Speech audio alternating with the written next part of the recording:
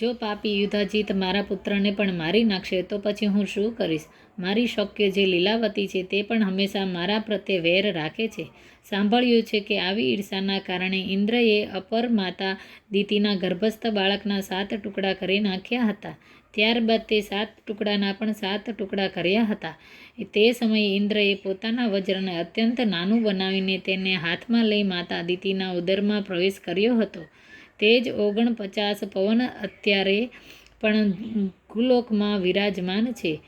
મેં પણ સાંભળ્યું છે કે પૂર્વણ કાળમાં એક રાણીએ શૌક્યના ગર્ભ નષ્ટ કરવા માટે તેને ભોજનમાં ઝેર આપી દીધું હતું. થોડા સમય બાદ તેણે પુત્રને જન્મ આપ્યો ત્યારે પણ તે બાળકના શરીરમાં ઝેર હતું. આ બાળકને તે બાળક પૃથ્વી ઉપર સગર નામથી વિખ્યાત થયો.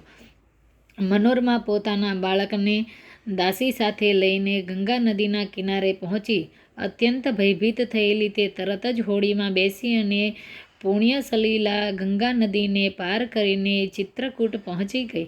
ડરના કારણે વ્યાકુળ થયેલી તે તરત જ ભરદ્વાજ મુનિના આશ્રમમાં જતી રહી.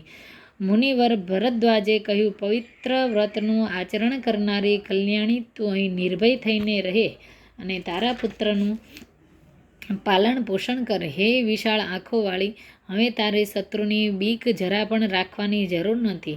આ સુંદર પુત્રની રક્ષા કર, તારો પુત્ર રાજા થશે. વ્યાસજી બોલ્યા. આ પ્રમાણે મુનિવર ભરદ્વાજના કહેવાથી રાણી મનોરમાનું ચિત્ત શાંત થયું. હવે તે મુનિના આશ્રમમાં નિશ્ચિત થઈને રહેવા લાગી. ઓમ નમઃ શિવાય.